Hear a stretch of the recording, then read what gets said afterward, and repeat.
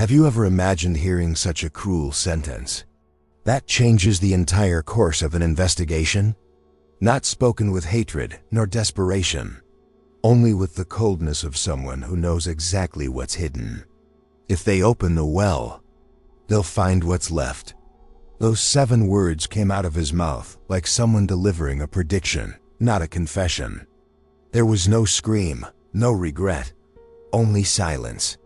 A burning silence. It was as if the cell had become smaller, the air denser, and everything around paralyzed. In that room, something died. It wasn't just the family's hope. It wasn't just the last shred of empathy. It was the certainty that, behind that seemingly ordinary face, there lay an abyss. And it had just opened. Have you ever experienced this? The feeling that someone is telling you something important, but part of the message is hidden, like a perverse game where only those who suffer know the rules. Stay with me until the end, because what you're about to discover now may surprise you or scar you in a way you didn't expect. The sentence struck like a bolt of lightning to a body already decomposing. The investigation was cold, lost in fragile theories, conflicting versions, and the absence of any solid evidence. The bodies? No one knew for sure how many. The victims? An undefined pattern. The crime scene? Non-existent, until he decided to speak. But he didn't speak to help. He spoke to hurt, to manipulate, as if his words had the power to open the wound and add salt. Everyone in the room at that moment felt it. The police officer who heard it lowered his head. The prosecutor sighed as if swallowing a punch. The defense attorney himself, who until then had believed a softer version, looked away, because everyone understood. This wasn't just a clue, it was a warning, an omen, the revelation that the truth was always there, buried, waiting to be unearthed by the bare hands of justice. That sentence wasn't an attempt at innocence, it was a code.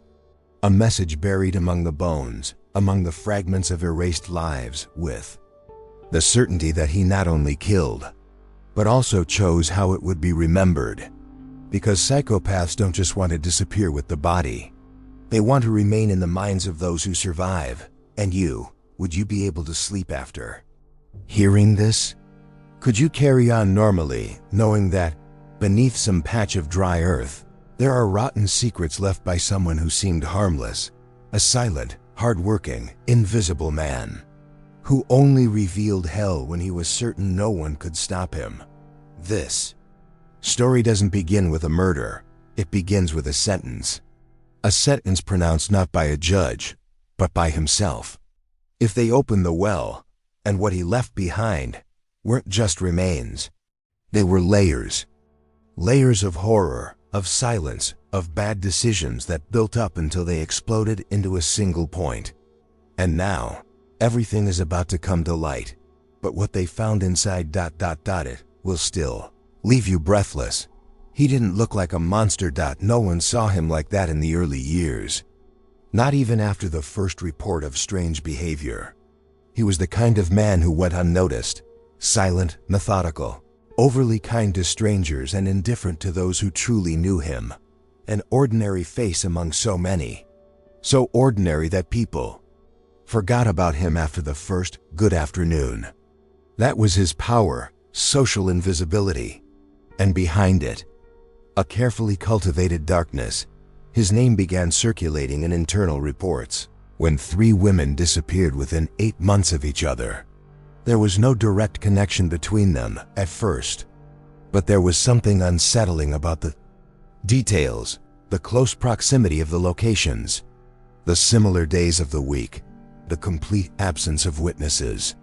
It was as if someone were erasing these lives with surgical precision.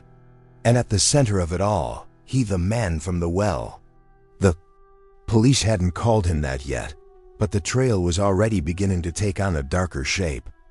It wasn't coincidence. It was calculation. What few knew at the time was that he had a seemingly clean past. No serious incidents, no recorded psychiatric episodes, no family history of violence. But when investigators began digging deeper into the background of his childhood, the routine of his isolated adolescence, the bonds broken in his youth, they realized something wasn't right. There was a pattern of emotional detachment, episodes of subtle manipulation, and a strategic coldness, disguised as shyness, nothing a police report would capture, but everything a good criminal analyst recognizes as a warning sign. He lived alone. He worked in urban maintenance. He had access to underground structures, abandoned buildings, and poorly monitored rural areas. He knew where no one was looking. He knew where the earth was easiest to break. And he knew where to bury what shouldn't be found. The well, for example, existed before he was born. It was an old building, forgotten by time, hidden by dense brush and shadows, but it was he who gave that hole a new purpose. He transformed it into an altar, a place of absolute control, silence, and the end. In previous interrogations, he denied everything. His eyes were fixed, his words were calculated, and he looked like someone who just wants to cooperate. But it was all a facade, a rehearsed script, as if he were studying the psychology of others to write his own performance. Only when the pressure was on, and he realized there was no escape, did he utter the phrase. But not like someone who had surrendered. He spoke like someone who was still playing. Like someone who knows that, even after losing his freedom, he can still dominate the minds of those listening. If you open the well, you'll find what's left. He wanted that phrase to stick, and it did. His mind wasn't seeking redemption. It operated on a different frequency. Coldness, strategy, and mastery. A mindset shaped by years of silent observation, hidden choices, and small transgressions gradually tested. He understood that true control lay not in the act itself, but in how the act would be remembered. He wasn't impulsive. He was methodical. And that made it all the more disturbing. In the days following the confession, the investigation team reopened every cold case from the last 10 years in the region. The similarities, now in light of the new clue, screamed like open wounds. Erased names returned to the bulletin boards. Faded photographs of victims no one had mentioned in years. The atmosphere inside the police station changed. It was as if everyone had been pulled into his mind, and now each one tried to understand exactly where everything had started to go wrong. Behind the scenes of the news coverage, rumors swirled. The well contained more than just remains. It contained markings, symbols, and ritually placed items. It wasn't just discarded material, it was a display, a trophy for himself, a reminder that while everyone else lived their blind routines, he was creating another reality underground, in secret, unhurriedly, without guilt. And there's something deeply unsettling about this. He didn't seem to take pleasure in the blood, but in the silence, in the impact caused when the hidden truth finally comes to light, in the ripple effect each discovery created. It was as if he were writing a script with each victim, each absence, each pain left behind. And now with this confession, he was only revealing the final pages. But were they really the finals? Because understanding what he said is only the first step. What follows this sentence, what was found inside the well, and how it affected the entire investigation reveals even more disturbing layers. Because the horror doesn't always end when the body is discovered. Sometimes that's where it truly begins. The investigation didn't begin with blood. It began with absence, silent disappearances, people vanishing as if the world had erased a specific point from the map.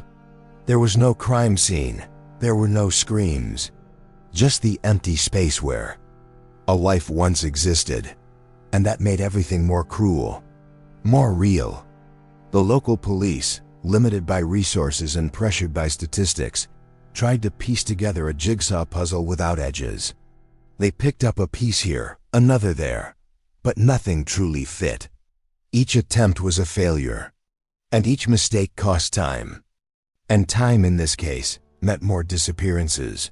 The clues were as fragile as smoke. A pair of shoes found in an alley. A cell phone turned off a few meters from a side road. A note, perhaps a fake, left on purpose. The investigation oscillated between conflicting theories and impulsive decisions. Some believed it was human trafficking. Others that it was the work of an organized group. Some even suggested rituals, but no one mentioned him. No one looked at that face. The face that was always there. Disguised as normal. The most perverse thing of all was that he watched. He followed the investigations like someone watching a poorly staged play. He saw the police chasing false leads, saw the journalists spreading false assumptions, saw the victims' portraits being shown on television, and he smiled. A discreet, almost invisible smile, but full of control. Because everything was proceeding exactly as he planned.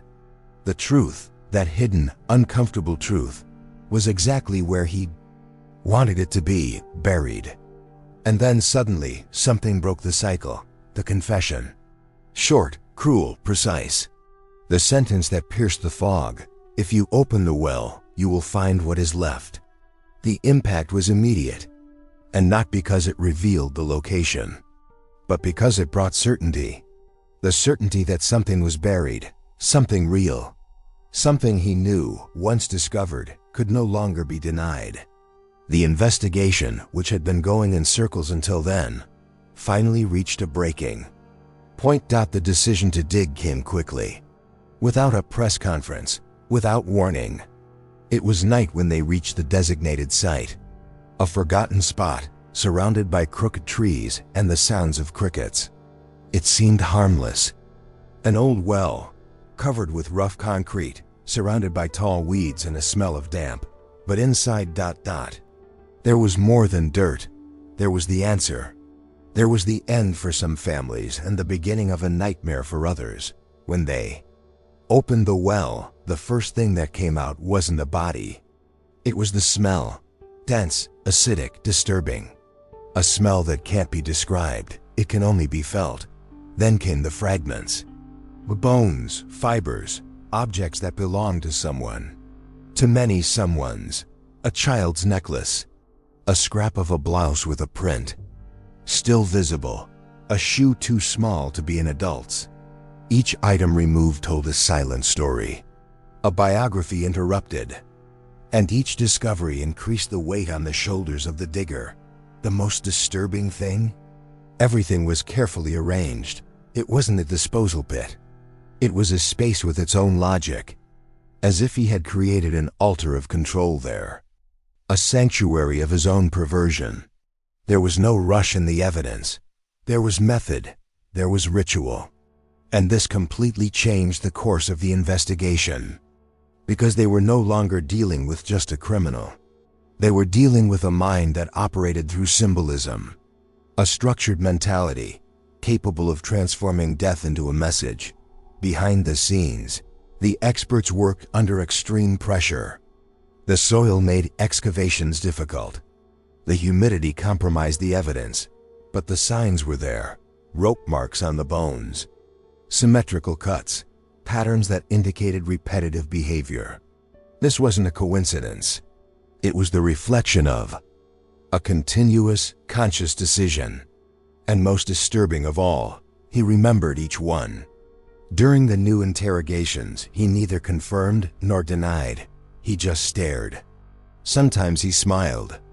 Sometimes he remained silent for minutes, but when he spoke, he let small, almost imperceptible clues slip between his sentences. As if he were still playing, the effect on investigators was profound. Some stepped away from the case due to emotional exhaustion. Others began to study his psychological profile more deeply, trying to predict where else he might have hidden remains, memories, and traces. And even with entire teams involved, the feeling was that everything was still half finished. Because the well revealed part of the truth, but the emptiness around it revealed there was more. Much more. When the press learned of the find, headlines exploded. His name became a national nightmare. His families demanded answers. The entire country followed each new excavation, each technical detail released in reports. And each discovery increased the pain, but it also increased the dark fascination. Because this wasn't just a serial murder case. It was a dive into the depths of the human mind, a journey into the darkness of rationality, a brutal reminder that not all madness screams. Sometimes it whispers and digs deep, because what was discovered at the bottom of that well was only the beginning. The next revelations not only changed the course of the investigation, but also revealed an even denser and sicker web that spread far beyond what anyone imagined. But the deeper they dug physically and psychologically, the more questions multiplied. The well became a mirror of the killer himself, dark, unpredictable, full of invisible compartments. Each new fragment found seemed to illuminate a new light in the investigators' minds. But at the same time, it opened doors to more mysteries. How did he choose his victims? Why were certain objects intact and others destroyed? What did the drawings scratched into the well's walls, made with something that looked like dried blood mixed with earth, mean? Was there a code? A ritual? Or did he simply want to be remembered as something greater than a criminal? It's difficult to describe what happens to an entire investigative team when the line between reality and symbolism begins to blur. One of the agents even said that, after entering the field for the second time, he began dreaming about the victims, even without knowing who they were. There's no logic to it, but there's an impact. And that's what cases like this provoke, a silent transformation in the way we see the world. Nothing is ever simple again, nor safe, and that's precisely why telling these stories matters. If you've made it this far, it's because you feel it too. The need to understand, to not accept the first version, to delve deeper, even when the darkness frightens. And that's why this channel exists. Because here we don't just expose the facts, we delve into the minds behind them. And if this moves you as it does me, subscribe now. Not only to follow the next chapters of this story, which is yet to unfold, but because your presence here helps this content continue to be produced with the intensity, respect, and depth these cases demand. And more than that, because each subscription shows that there's someone on the other side willing to look at the truth, even when it's uncomfortable. And yes, there's still much to be revealed. Because the well, in truth, was just the surface. What comes next is more fragmented, more psychological, and more cruel than anything that's been said so far. The scariest thing is that he knew exactly who to choose. His victims weren't just vulnerable, they were invisible. Young women whose stories were cut short before they even began. Some ran away from home and never reached their destination. Others disappeared on their way back from school, the library, or ordinary, everyday places. Places where, in theory, they should have been safe. But the hidden truth is that none of them had a chance to scream. They were erased with a surgical silence, handpicked by someone who understood, with cruel perfection, how to operate within the system's cracks. Most of them weren't even named at the time. And that's perhaps the hardest blow, oblivion. He counted on it. He thrived on it. It wasn't just about killing. It was about making people disappear. As if, by quietly taking each of these lives, he could defy the laws of collective memory. And for a long time, he succeeded. Police reports piled up, all with the same goal: an inconclusive investigation. No clues, no witnesses, no trace. The pain of these families was locked away in files, drowned out by new cases, new priorities, new absurdities. And then, when the confession emerged, it didn't just reopen wounds, it exposed a collective wound. Because they realized that behind that sentence were faces, stories, situations that could have been avoided. And this realization brought anger, guilt, shame. Society had failed. And he knew it from the beginning. The well wasn't just a hiding place. It was a living metaphor for neglect, for abandonment, for the kind of darkness that arises from neglect. As the remains began to be identified, with DNA extracted in forensic labs under pressure, new narratives began to emerge. Stories of girls who had reported abuse and were never heard. Homeless. Teenagers who asked for help and were ignored. Young people who disappeared after being contacted online by fake profiles. Everything indicated that he didn't choose randomly. He monitored, he studied, and only then did he act. It was as if each victim had been preselected based on their invisibility. A cruel process of social elimination, disguised as psychopathic selection. And while the authorities' focus was on the remains, the analysis of the bones, the technical details of the forensic examination, there was an even more complex layer unfolding: the psychological impact on the families. Because there, in that moment, they received an answer they didn't want to hear: the certainty. The confirmation that their children, nieces, siblings, were not alive, lost, traveling. They were dead, buried, and worse, forgotten by everyone. Except the killer himself. He remembered each one. He kept pieces. He kept dates. He kept everything. As if each death were a personal memory he never wanted to erase. During subsequent interrogations, he even described details about some victims, before investigators even named them, as if he carried a catalog in his head. A macabre catalog, updated for years. This changed everything. Because until then, the image he had was of a cold-blooded, but disorganized killer. But no, he was meticulous, he was patient, and above all, he was calculating. His mindset was shaped by control, by the need to dominate every last second of the narrative. It was at this point that forensic psychologists stepped in more deeply. They studied his speech patterns, his pauses, his way of manipulating his listeners. They discovered he used short, double entendre phrases designed to generate doubt and unease, as if he were setting mental traps for every answer. This slowed down the process, but it also revealed the depth of his behavior. He didn't just want to hide bodies. He wanted to rewrite the memories of those who confronted him. He wanted to shape the narrative even when imprisoned, even when defeated. And in the midst of all this, a new question arose. Did he act alone? Because some details, such as moving between cities, simultaneous patterns of disappearances, and even the type of objects buried with the bodies, raised suspicions that he wasn't the only one involved. He may have been the leader, but perhaps he wasn't the only perpetrator. The mystery grew. And with it, the fear. Because the more we dig into this story, the clearer it becomes that the well wasn't just a cemetery, it was a starting point. And what was found there, beyond the victims, was a web of connections, flawed decisions, and truths no one wanted to see. If you're here, following along so far, it's because you feel this pulsing through you too, the need to understand, to name the horror, to expose what so many have tried to hide.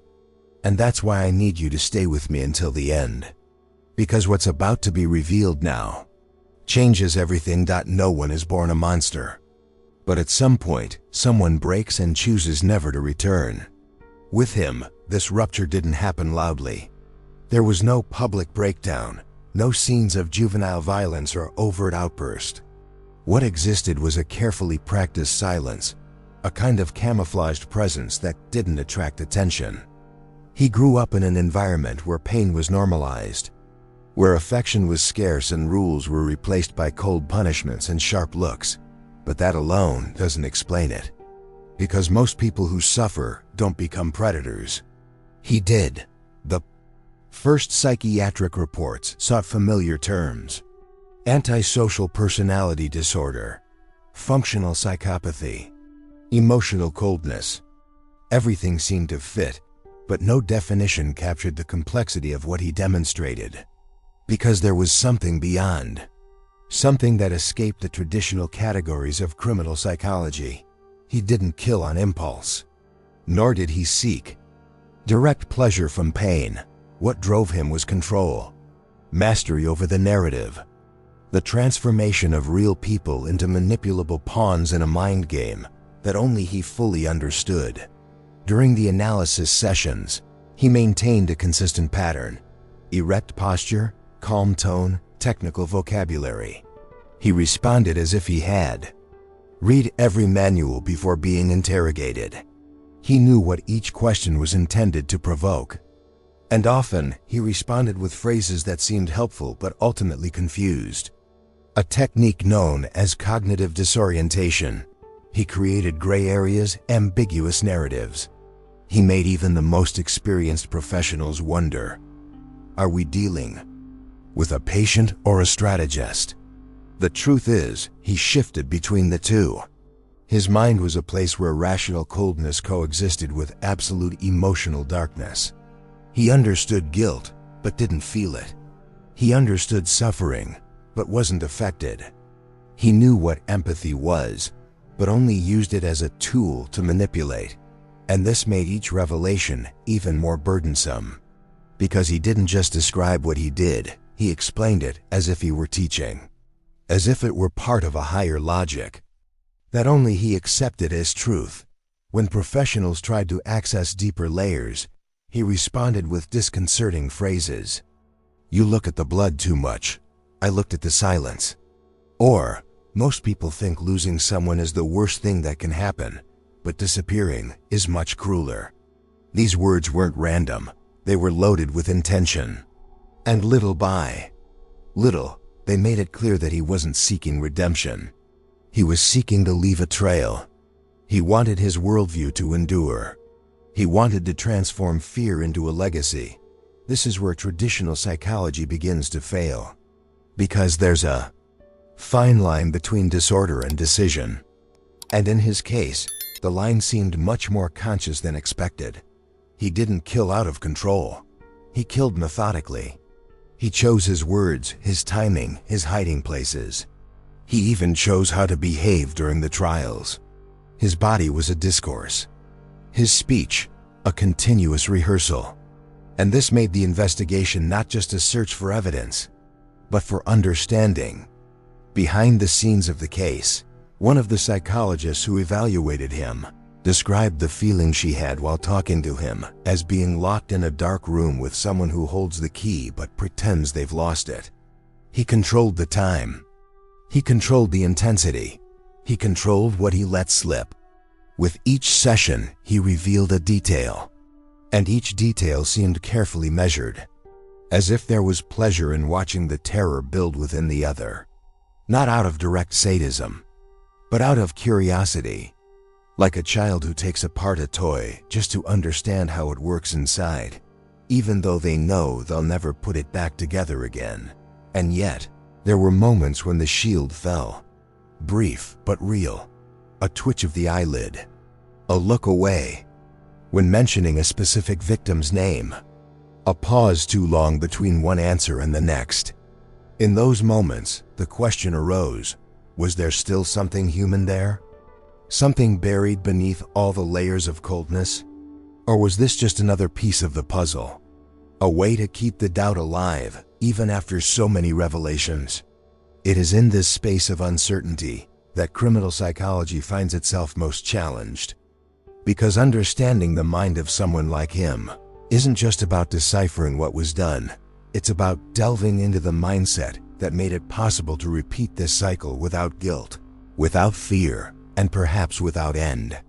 There's something disturbing about the way he faces the consequences, as if he knows that, even in prison, he can still be in control. His transformation into a symbol of everything that is avoided, ignored, or forgotten is part of the plan. He knew that one day he would be studied, and he prepared for it, because the way he dealt with the suffering of others wasn't just a lack of empathy. It was emotional engineering. And understanding this can reveal not only how he thought, but how he shaped the world around him. This understanding changes everything. And if you've understood this far, you'll understand why. Because the next step of the investigation doesn't just expose the past. It begins to reveal how the present was manipulated from the beginning. The room was chilly. Not because of the temperature, but because of the tension in the air. The lawyer avoided eye contact. The prosecutor adjusted the papers he already knew by heart. And he watched every move like someone calculating the collapse of a house of cards. Sitting, handcuffed, with his spine straight and his gaze fixed on some point beyond the walls. The day of the sentencing didn't destabilize him. Neither did the evidence, nor the testimony, nor the portraits of the victims displayed in sequence before the jury. It was as if he wasn't there to defend himself, but to watch. And when the moment was right, to speak, the question came as a last resort.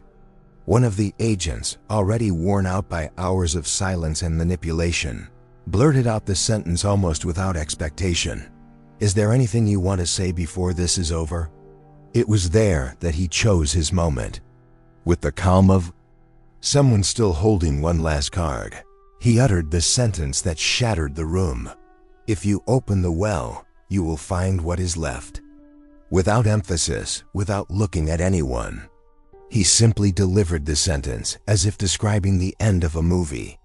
But in that instant, something snapped. The confession wasn't loud, but the impact was devastating. It was as if that sentence wasn't just information, it was a code. A kind of emotional, psychological trigger. A warning to those who thought everything had already been revealed. And most perversely, he knew what this sentence would cause. He knew everyone there would stop. That their breathing would change. That their eyes would seek confirmation. He knew because he planned every word, every preceding silence, every moment of hesitation. His mind was there the entire time, crafting the outcome like a sadistic screenwriter. It wasn't regret. It wasn't a mistake. It was a coup. A final move. To regain control of the narrative. Because deep down, that's what it was all about. He didn't want forgiveness. He wanted control. Control over perception, over time, over pain. And by mentioning the well, that forgotten place, buried deep within the investigation, he forced everyone back to the beginning, to distrust what they thought they knew, to reopen wounds, to relive horrors. And the cruelest part? He didn't give any exact details. Just the provocation, enough to fuel doubt, enough to force the police to act. What he did there was turn the sentence that convicted him into a new psychological trap. As if to say, you can arrest me, but you'll never finish this case. Because I still decide the outcome. Following that confession, the investigation needed to be reconfigured, and quickly, teams were mobilized. Old reports reopened. Maps of his childhood, his work routes, his living locations, everything was re-examined. The phrase became the center, the well, the enigma. And among the hypotheses, one more disturbing stood out. Perhaps he had already foreseen it all. Perhaps he knew that, in the end, this would be his last chance to keep everyone hooked. The research team's behind-the-scenes atmosphere reflected a mix of exhaustion and urgency. Conversations stopped being technical. They became personal. Agents, who never spoke of feelings, began to vent. "How can someone have so much blood on their hands and still smile?" said one. "I dream of his voice. It gets in my head and won't leave," confessed another. The impact was collective, and that was what he wanted. For everyone to be affected, for no one to emerge unscathed. Even those who had never seen a victim, even those who only knew the case from reports. However, something bigger began to form. Behind the obsession with the well, a hidden truth. Because as he dug into the earth, his past began to emerge in parallel. Not just what he did, but who shaped him. School records. Forgotten records of shelter visits. A history of transfers. From town to town. Places where there had also been unexplained disappearances. This raised an uncomfortable hypothesis. The well wasn't the first. And perhaps not even the only one. The journey to find the bodies became a journey to understand the pattern. And the pattern was more complex than anyone imagined. His mind was a network, non-linear, non-predictable, but with its own logic. There was a kind of psychological ritual in everything he did. The victims didn't just die, they were marked. Some with objects, others with dates, others with cuts made in ways only he understood. It was as if each death were a complete narrative. And the well, a library dot in his cell. While all this was happening, he remained silent. Sometimes he read, sometimes he wrote, and always he observed. When asked about the repercussions of his confession, he simply replied, "They're digging. I've done this before." As if the excavation process wasn't literal, but symbolic. He knew the most painful excavation wouldn't be in the soil, but in the collective consciousness, in the understanding that not all evil is visible, and that often, the worst kind of violence is that which comes disguised as logic, because understanding what was inside that well goes far beyond the physical discovery. What was revealed there, layer by layer, altered the very course of the investigation, and it revealed connections never before mentioned. Stay tuned, because the next step won't just confirm the horror, it will expose what was always there. But no one dared to see Dot as the experts delved into the thick clay of the well. What emerged weren't just bones or ancient objects, they were memories, forgotten memories, ignored, abandoned for years. Each fragment removed seemed to bring to light not just a victim, but a story the world pretended not to see. And perhaps that's what's most frightening, realizing that, at some point, we all participated in the silence that allowed him to act, not out of cruelty, but out of distraction, out of exhaustion, out of fear, the kind of fear that makes us look away when something seems too wrong to bear. And when we realize this, when we realize that there are realities so cruel that they have been normalized in everyday life, it's hard not to feel a knot, an indignation that doesn't explode, but corrodes. Because those erased lives didn't just cry out for justice. They cried out for remembrance, for permanence, for someone who, even late, would look upon them with the dignity they never had in life.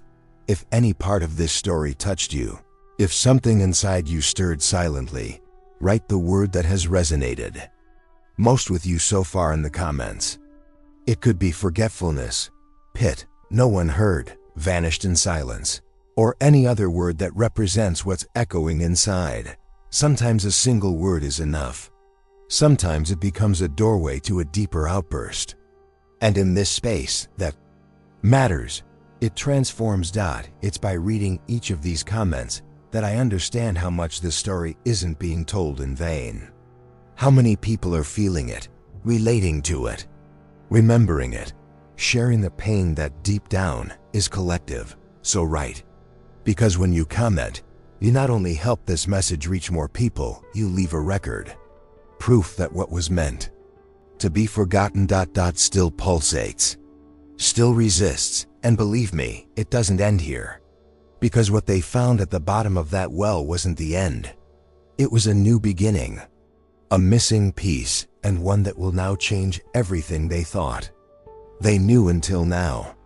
The first shovel of dirt turned with more doubt than hope. There was something ritualistic about that movement, as if digging into the past required more than physical strength. It required courage. Because, deep down, everyone knew what they would find.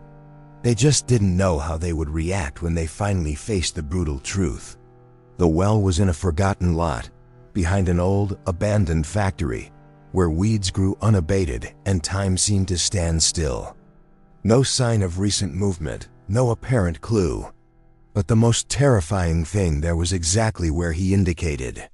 Beneath the surface. Within the first few minutes, the sniffer dogs pointed it out. The smell wasn't recent, but it persisted. A kind of pain embedded in the earth, a physical memory of what lurked there. Upon reaching the first deep layer, the experts found fragments of tissue, torn, decomposed, wrapped in scraps of plastic and rope. Further down, bones, small, delicate bones. There was no longer any doubt. and there was no more room for speculation. That earth told stories no one had been able to tell in their lifetime. Each object removed from the well was a sentence. A broken necklace, a child's sneaker, a notebook with pages erased by humidity. The kind of thing that shouldn't have been there. That should have been kept in a room, on a shelf, not mixed with mud and silence. The experts photographed every detail as if it were sacred, as if each image were an attempt to restore dignity to what had been brutally ripped away. The bodies were incomplete, some bore marks that suggested an attempt at obliteration. Fire, rust, cuts. The pain didn't end with the location. It only transformed into something else, indignation. Because the pit wasn't just a hiding place. It was an open wound in the ground. A reminder that cruelty takes its time. It digs slowly. It waits and only reveals what it wants when it has already destroyed everything inside. But there was something else there. Among the bones, small wooden compartments were found. Rustic boxes like macabre reliquaries. Inside, newspaper clippings. Portraits of the victims, small notes. As if he were keeping a personal diary of his own horror. Details no one knew. Dates, phrases, copied signatures. This wasn't just evidence. It was a confession. Handwritten, buried alongside the victims. And that changed everything. Because it didn't just confirm his guilt, it confirmed his pleasure. His need to keep it close, controlled, preserved. The forensic analysis took days. Every bone catalogued. Every trace cleaned with the utmost respect. The team, silent, as if walking through an invisible cemetery. The hidden truth came not only from science, but from the emotional impact of being there. It was as if the victim's screams still reverberated in every inch of that space, and this changed even the investigators. Some asked to be removed. Some cried upon seeing the name of a girl who had been forgotten by the media, but whom he remembered with surgical precision.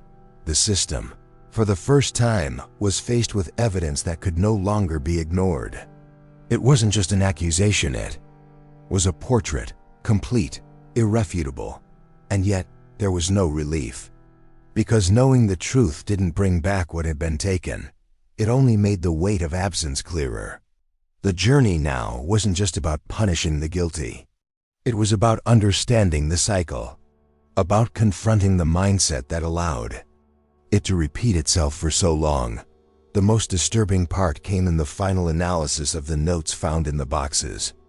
Psychologists and language experts began to identify writing patterns that repeated themselves precisely. Codes, phrases that seemed disconnected, but which, when cross-referenced with disappearance dates and locations, indicated a kind of organization. As if you were leaving a map.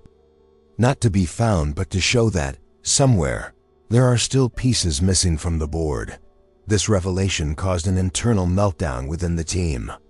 Because, if true, it could mean the well wasn't the end, that he'd dug elsewhere. That there were more names, more boxes, more silences waiting to be opened. And this possibility kept many awake at night. The investigation, previously focused on a single area, now expanded like a maze. The decisions he'd made years ago were only now revealing their consequences. And each step forward felt like a deeper descent into the abyss. There was something almost theatrical about it all. As if, even without saying anything else, he was still writing the script. Still setting the pace. But perhaps the cruelest thing of all was realizing he never acted in haste. He had time. He planned to last. To stay, to infect. As if justice was never part of the plan, only the impact. Only the trauma. Because what was discovered there, in that well, opened more than one investigation. It opened a social wound. A fault line that still pulsates. And what comes next isn't just about him. It's about who allowed him to become what he was. The courtroom was full, but no one there breathed lightly. Every sound seemed charged. The creak of the judge's chair. The click of pens. the muffled noise of photographers. Everything echoed as if time were deliberately dragging out the hours. The trial wasn't just the conclusion of a case, it was the collapse of a collective illusion that evil can be fully understood, prosecuted, punished.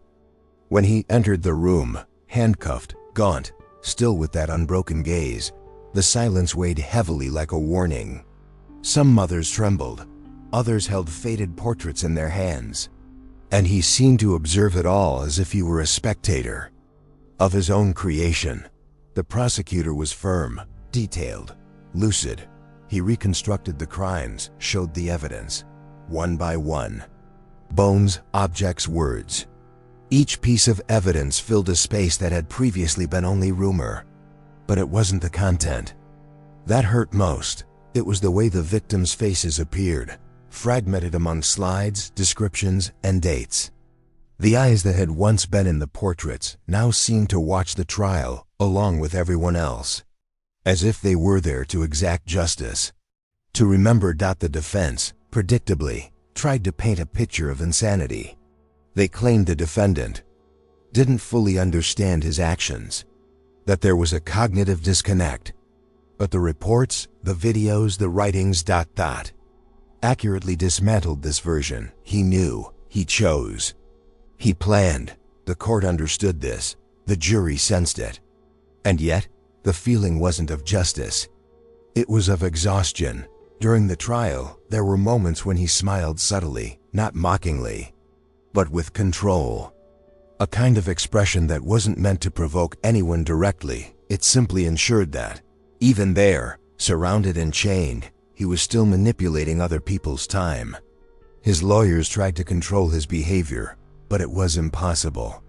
It was as if the environment itself reacted to his presence. Some witnesses became ill. A sound technician had to leave during one of the recordings. There was something lingering. And perhaps the cruelest part was his final testimony.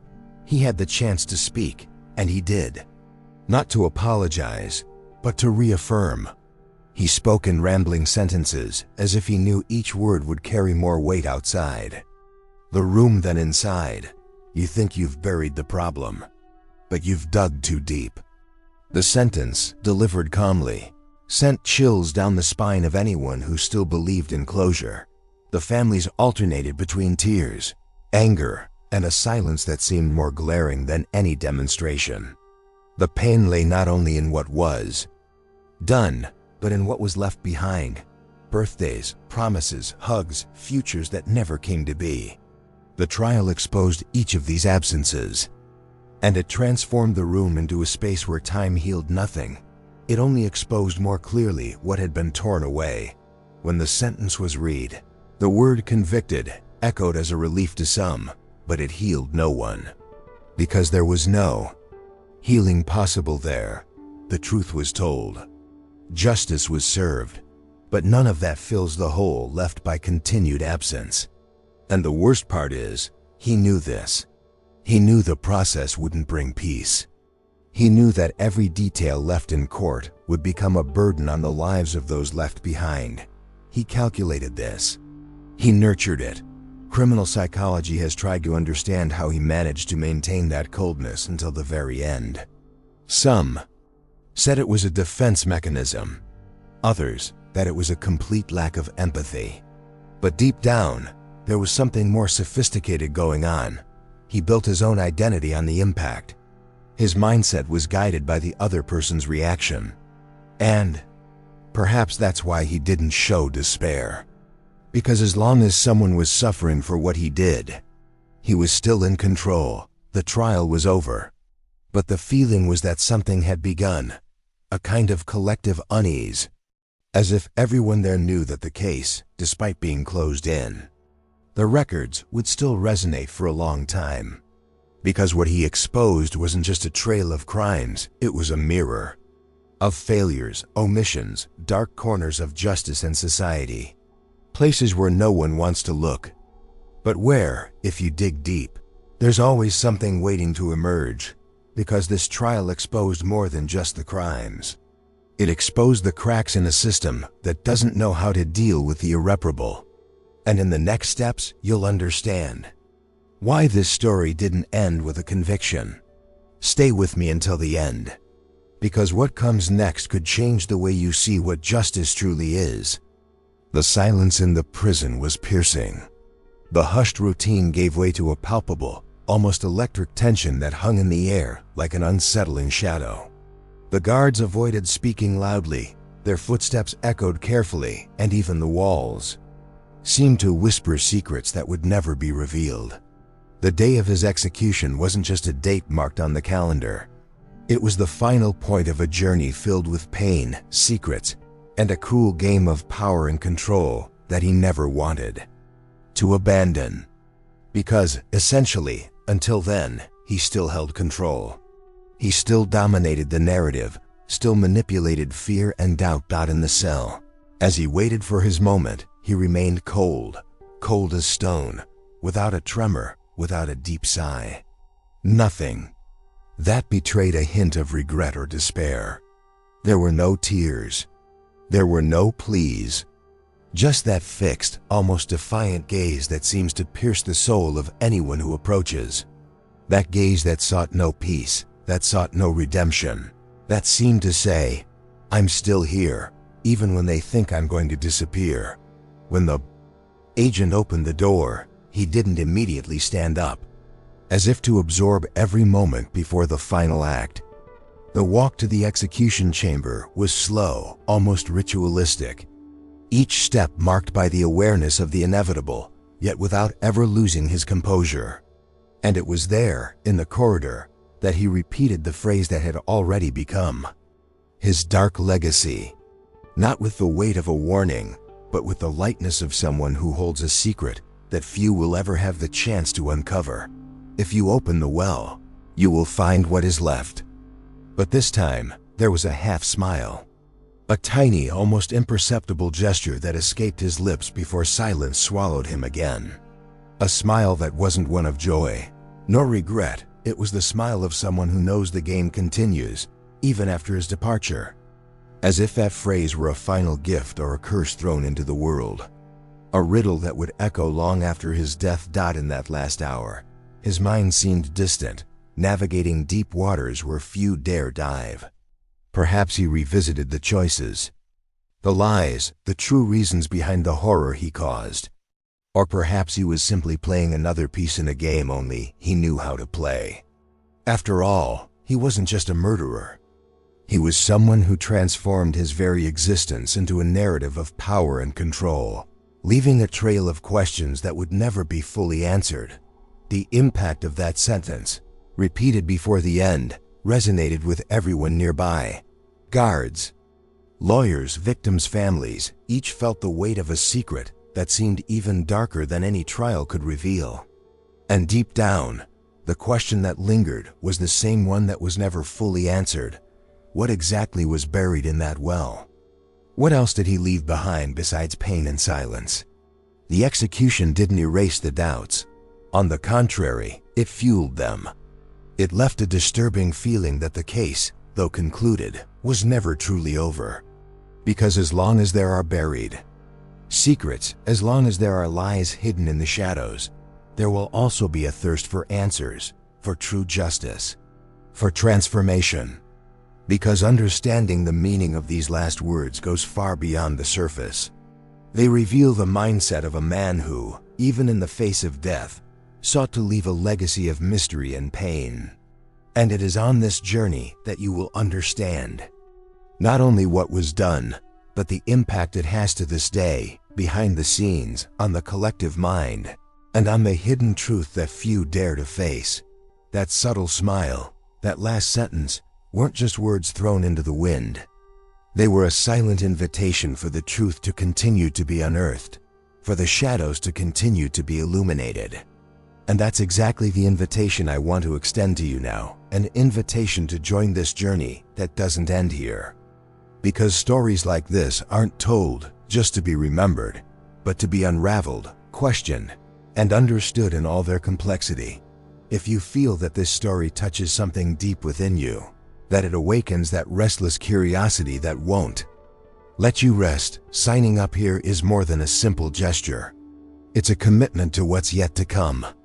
It's a step toward being alongside those who want to go beyond the obvious, for those who seek to understand the behind the scenes, the decisions, the true transformations that lie behind every real mystery, every time someone decides to follow, support, and engage. This channel gains strength to continue revealing what many prefer to hide, to continue bringing to light hidden truths, details that don't always make the headlines, stories that provoke, disturb, and challenge us to think differently. And it's this connection that builds a community, a network of people who don't accept silence as an answer, who know that the search for truth is a path full of surprises and twists and turns.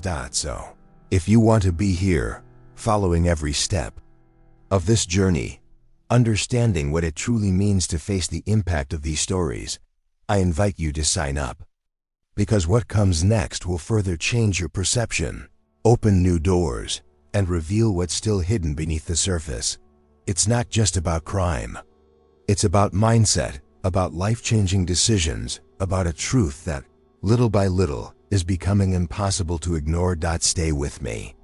This story still has many chapters to be written. Even after the final sentence was carried out, the echo of doubts remained intact, reverberating through the restless minds that had followed this story from the beginning. The questions found no easy answer, and perhaps never would. After all, when justice closes a chapter, it doesn't always erase the impact, the open wounds, or the uncomfortable feeling that something was left out of reach. A hidden truth, buried beneath layers of silence and fear.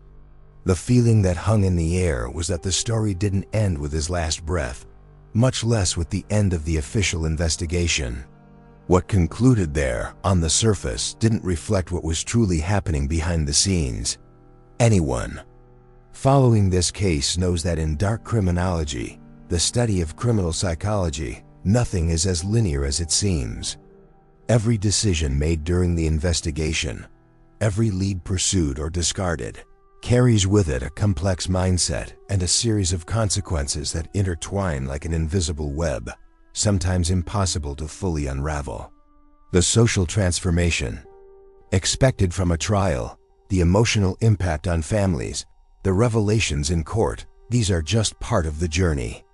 The hardest part is always dealing with what remains in the dark, the gray areas, the questions that echo unanswered.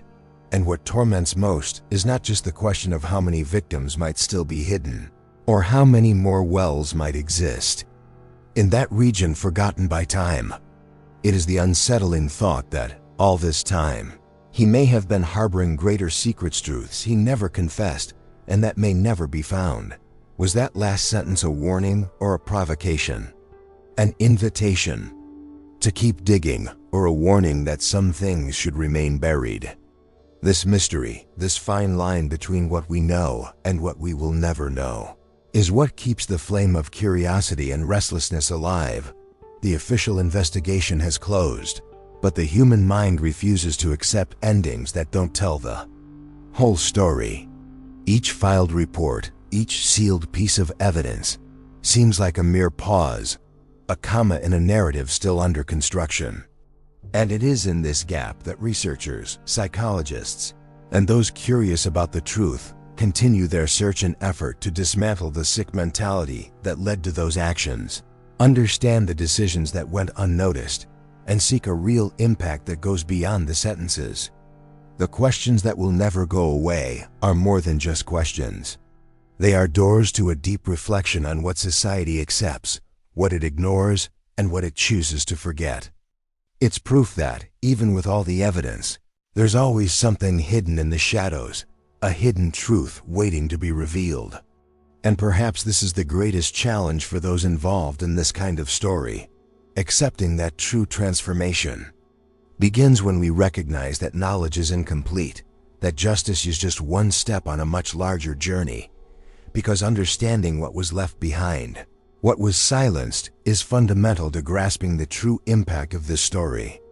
It's between the lines, in the forgotten details, behind the scenes of this investigation, that we'll find the answers that make a difference, not just for those directly involved, but for an entire collective mindset that needs to learn to face fear, pain, and truth without masks.